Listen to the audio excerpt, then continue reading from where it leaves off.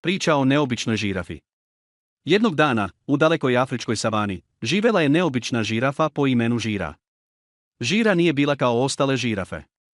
Umjesto da voli jesti lišće sa visokih stabala, ona je volela jesti voće sa niskih grmova. Zato je stalno morala savijati svoj dugi vrat, što je izgledalo jako smešno. Jednog dana, dok je Žira tako savijala svoj vrat kako bi dohvatila sočne bobice, došao je mali majmunčić po imenu Miki.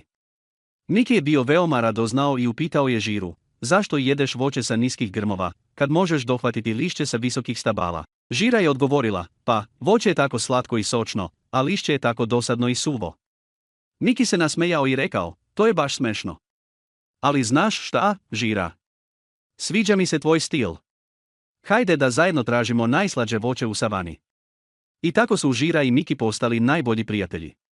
Svaki dan su zajedno istraživali savanu, tražeći najslađe voće i smejući se do suza. Svi su se divili njihovom neobičnom prijateljstvu i smejali se njihovim ludorijama.